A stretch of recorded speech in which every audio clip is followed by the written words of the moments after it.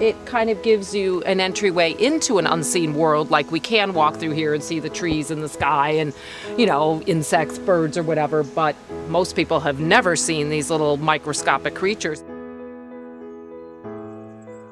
To start from the beginning, first there was the research, then the drawings. We came out here a couple times and I actually taped the drawings to the wall to figure out size and exactly which ones we'd use. Then I sculpted the originals out of wax. So I had to pour wax sheets, and then I would cut the circles or these irregular shapes.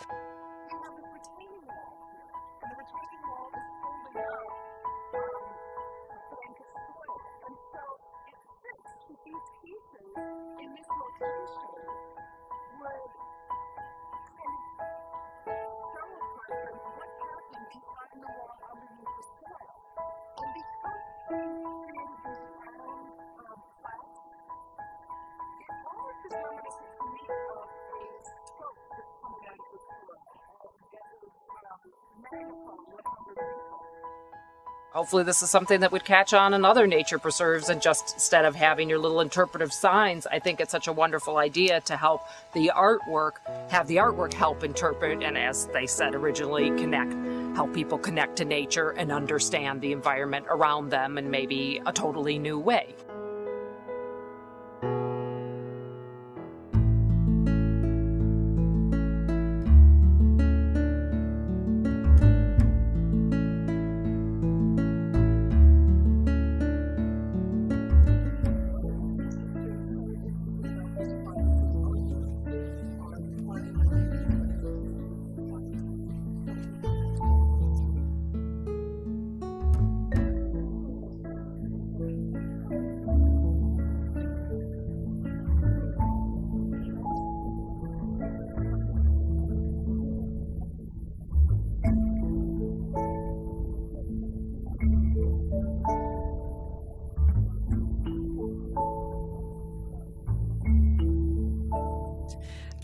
The mural is made of different elements. It is glass tile mosaic, which was fabricated in my studio.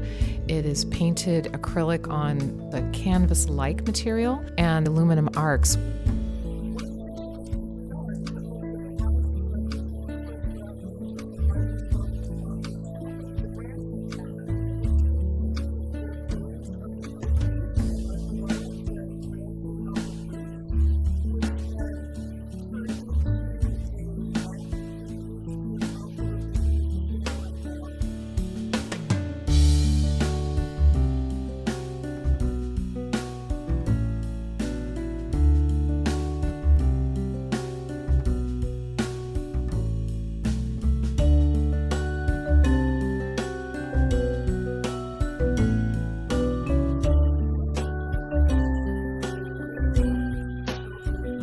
We hope that visitors will be inspired on their personal journey through the Ravine Walk to think about nature in its grand form and also in its very specific tiny elements.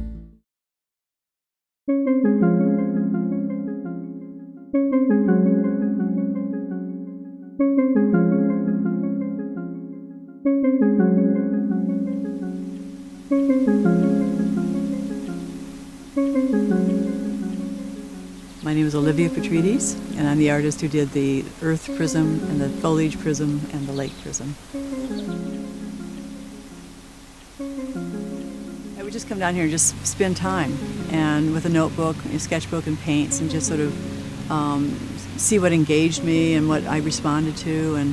And you know, it's very interesting. Like, you start at the head of the ravine, you come down, it gets darker and cooler, and then you head out towards the lake, and the colors get brighter, and you know, just there's a real light change and temperature change actually as you traverse the ravine. You know, obviously there are yellow greens, there are blue greens, there are whitish greens, there are just so many of different hues. There are greens that have sort of a reddish underlayer to them. So I just tried to sort of examine that and to sort of lay that out in this sort of column form.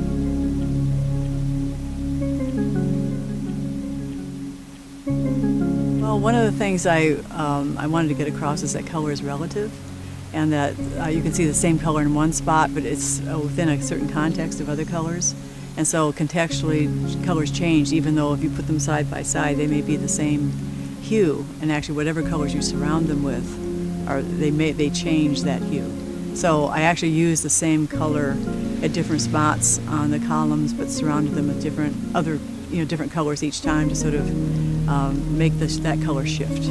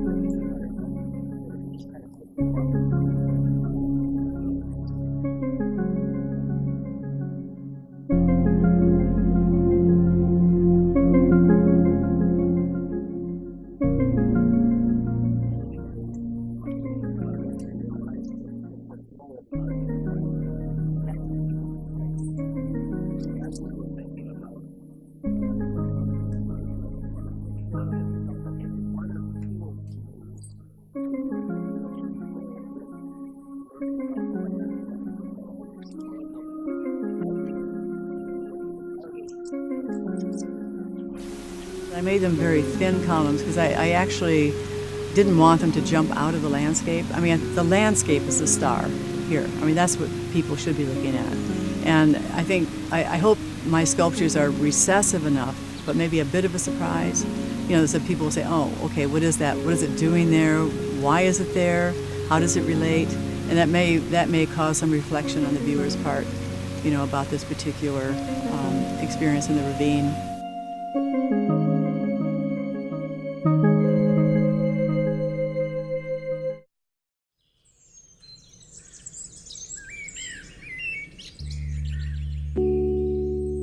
The piece that I did for Openlands is called Reading the Landscape. The concept behind the piece was to bring language into the conversation. Many of the people who come to the Openlands Lakeshore Preserve have what they think is a familiarity with the landscape there already, that they're not going to find anything exciting. There are no mountains, there are no oceans, no Yosemite-like spaces, that it is a local ecosystem and that it is something that we on the North Shore here are pretty familiar with. So my idea was to go ahead with the metaphor of reading the landscape and to actually produce a text piece that was about how we can interpret the local landscape of the Openlands Preserve, degraded by the built environment.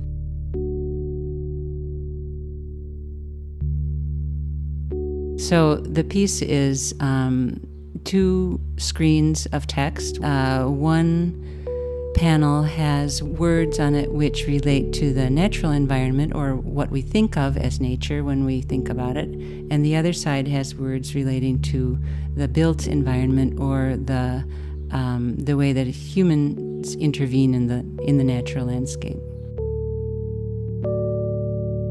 It's our words and our language and our meanings that we impose on what we think a thing is.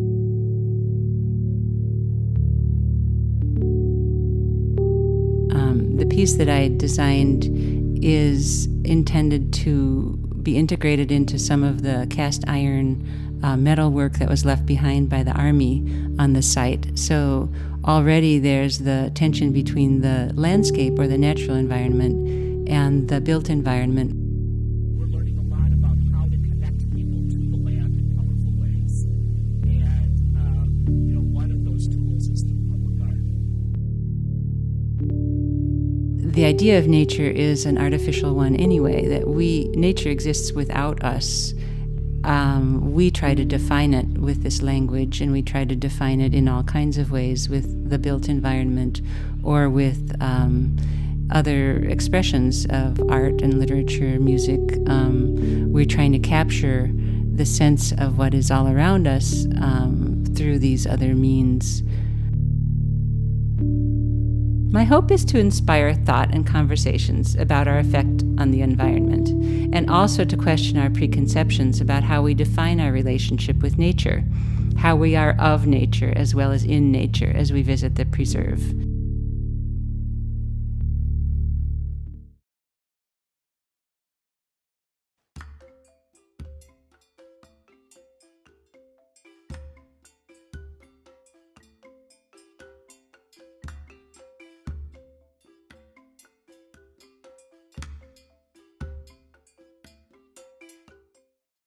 Whole side of the ravine had come down. There was a lot of erosion, and it had all come down into the road, and I never really thought about how ravines are formed in the first place. They're formed by erosion, by this type of event themselves. And I thought of a way to show erosion, but when you're walking through, you really don't notice it. And I wanted to bring notice to one of the areas that is eroding so a person would understand the process. So I chose an area that showed a path of water as it flowed down the side of the ravine. If you walk through the ravine, you can see where it's eroding and where water has flowed in the past. And I wanted to create a sculpture of the flowing water that followed that path, raised above the ground. So when you look at it, you can see the flow of the water and the path that leads all at the same time, and make the association that one caused the other.